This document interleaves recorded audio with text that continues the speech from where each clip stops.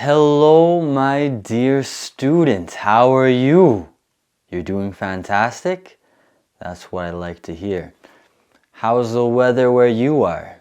I hope it's better than here.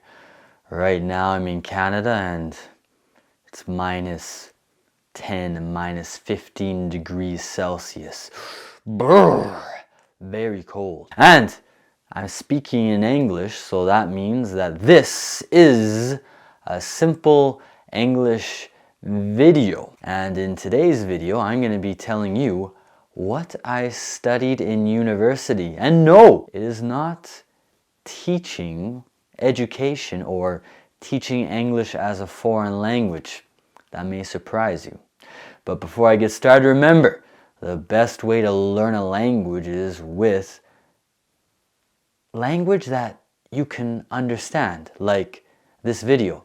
Yeah, so don't forget to turn on the subtitles below if you want a little bit of extra help.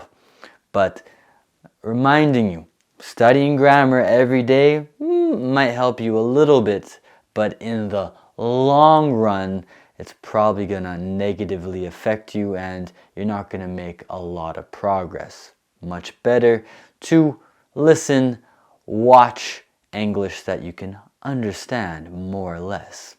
So let's not waste any more time. Remember, if you like these videos, if you understand that they are important, like the video and subscribe. The best way to show your support. And let's get started. I studied, can you guess? Political science at university. Yes, that's right. Nothing to do with education, learning languages, or teaching. I studied political science at the University of British Columbia in Vancouver. I went to university in 2009. That was my first year at UBC, as we like to call it. A lot shorter than saying University of British Columbia. Now, it was a bit strange that I chose to study political science because in elementary school, middle school, and high school, my best subject was usually mathematics. But in the last years of high school, I realized that I also liked to read a lot and I liked to write a lot, and I also liked politics. Now, this is not to say that it was a good decision that I studied political science. I tell people all the time that the worst decision I ever made was studying political science at university. My mother always told me, Kyle, is there a job for you when you graduate from university and you get a degree in political science? And I always told my mother when I was younger, Mom, don't worry about it. I'm passionate about politics. I know because of my passion I'll get a job, which turned out to not be true. But getting back to the story, I decided to study political science. But actually, I wanted to get a double major. I thought I was a smart guy. So I wanted a double major in political science and economics. In fact, I was really interested in political economy. Some of my favorite philosophers and thinkers of all time were political economists. So I thought, if I'm going to become a political economist, then I need to study political science and economics. Now, to study economics in Canada, you need to have a good background in mathematics. When I was younger, in elementary school and middle school, I was really good at mathematics. So when I discovered that I had to take a calculus course in my first year of university in order to keep on studying economics, I thought, won't be a problem. I used to be good at mathematics. I'm probably still good at mathematics. Wrong. One of my worst classes that I ever took, both in the sense of I didn't like the class and in the sense of I got a bad grade was this beginner calculus course at the university. And if you don't know, and many people in the rest of the world don't know this, but Vancouver is incredibly Chinese. In Canada, many people know that if you go to Vancouver, probably 50% of the people you see in the street are going to be of East Asian descent. Mostly Chinese, but there are also Koreans and Japanese. And if you don't know, East Asians are incredibly good at math. So I was taking this beginner math course, calculus course, in order to study economics, and I was surrounded by East Asian students. And I soon realized after a few weeks that white guys from the middle of Canada are not as good at mathematics as East Asians from Vancouver. And not only that, my teacher was Chinese with a heavy Chinese accent. I could understand him when he was teaching, but it was very difficult. And then the teacher's assistants, the ones who taught the workshops that I had to do for the class, they were exchange students from China, exactly. And they had an even stronger Chinese accent when speaking English. And the thing about Chinese people, especially if they're good at math, is that they think everybody should be good at mathematics. So in the middle of my semester, taking this course, I wanted to get some extra help from the teacher's assistants. That's their jobs. So I go to their office hours and I talk to the one teacher's assistant, and I'm trying to explain to her why it's so difficult for me.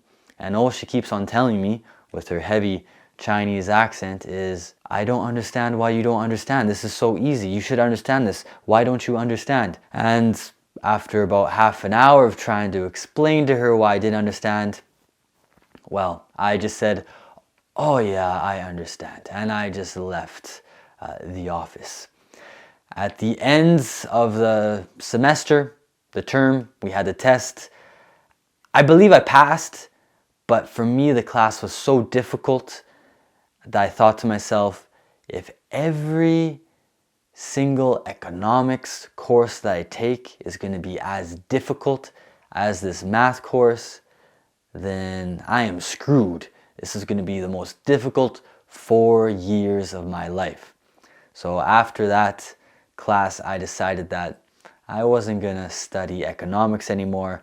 I was just going to focus on political science. Now, during that first year, I began meeting Mexicans. And at the end of the year, I began taking Spanish classes. Not at the university, actually outside of the university. And I realized that I really liked Spanish. Now, I already learned Swedish, so I knew that I could learn a language.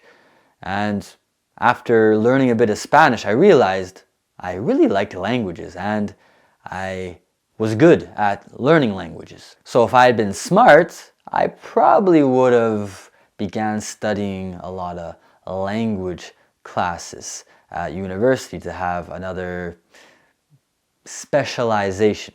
Now, if you don't know this, in American and Canadian universities, we have a major and a minor with our degrees. Not all students, in my case, I didn't, but for most students, they have a major in one specialization, in my case, political science, and then they'll have a minor in another specialization. So for example, maybe economics or mathematics or physics or Spanish literature. So a minor means that you take lots of classes about that topic, but not as many classes as your major. At the same time, it's not like an extracurricular course that doesn't mean anything. The courses that you take for your minor, there are a lot of them, but again, not as many as a major. So in every university, they have special requirements. You need to get so many credits in your major and so many credits in your minor in order to graduate with a major and a minor. In my case, because I stopped studying economics and I didn't realize that I was good at languages and I really liked Spanish until my second year of university, it was too late for me to begin studying seriously for a minor in Spanish, for example. And it ended up that my best class, my best course that I ever took, in the sense of the course that gave me the best grade, or the course that I got the best grade in, was in Spanish. Every single Spanish course that I took in university, and I took 3 of them in total, I got incredible grades. My teachers loved me, and I was usually the best student in the class. So again, it would have been smart if I had got a minor in Spanish language or Spanish literature, but I didn't. Now, a big part of going to university in America or Canada is living in a dormitory. And I'm not from Vancouver, I'm from Alberta. You can watch a video about that, I believe it's here. And living far away from home, usually somebody like myself is gonna stay in a dormitory for their first year of university, and that's what I did. So my first year of university, I stayed in a dormitory in the University of British Columbia. So a dormitory is more or less a tall building. In my building, I believe there were 6 floors. I lived on the 6th floor, and in the building there are just lots of we'll say studio apartments. Inside the dormitories, there's usually not a kitchen nor a bathroom. Usually everybody eats in the cafeteria, and for going to the bathroom, there is a public bathroom. So my room was just a tiny room. On one side was my bed and my desk, and on the other side was the bed and desk of my roommate. And my roommate, his name was Kevin, and he was from California. Now, normally in America and Canada, to get your bachelor's degree, that's the name for the degree that you get when you first enter university, that usually takes 4 years to get, unless you're studying a really intense degree such as engineering. Engineers or medicine, engineers or students studying medicine, they usually took, I believe, 5 years and maybe sometimes 6 years. But for everybody else, it usually takes 4 years to finish university and get your bachelor's degree. In my case, I finished in 4.5 years. Now, how did that happen? Well, my 3rd year, I went on a student exchange to Sweden. And normally this doesn't affect people. In my case, it wasn't going to affect me, but when I came back from my student exchange, I broke up with my girlfriend, my life felt like it was in shambles, and I was very confused. And I didn't have a lot of money at that time. So when I came back, I believe that was 2012, I don't exactly remember, I decided I wasn't going to go back to university right away. I decided that I was going to work for a little bit. So I didn't go back to Vancouver. I went back to my hometown in Alberta, and I began working as a laborer on construction sites. And I did that for about 8 months, and I saved up a lot of money.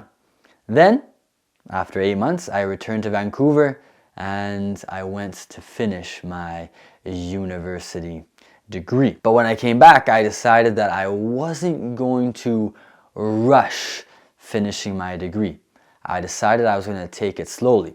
So normally in Canada, at least at my university, but I believe it's more or less the same in most Canadian universities, you're going to take 5 courses per term. And the term in Canada is going to be about 4 months. 3 months of classes and then 1 month to study and do your final exams.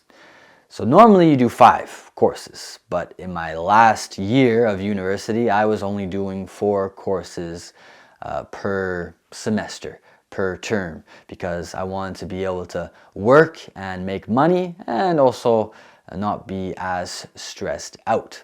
And for those reasons, because of working for 8 months and then after coming back to Vancouver my last year, studying less courses than usual, it took me 4.5 years to graduate.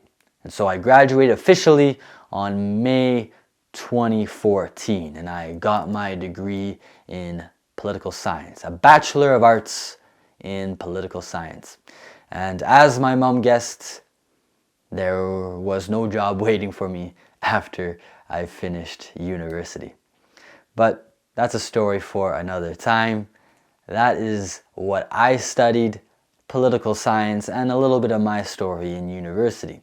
So who knows, maybe you plan on studying in a Canadian or American university, and now you know a little bit more or less about what it's like. So, do you have any questions?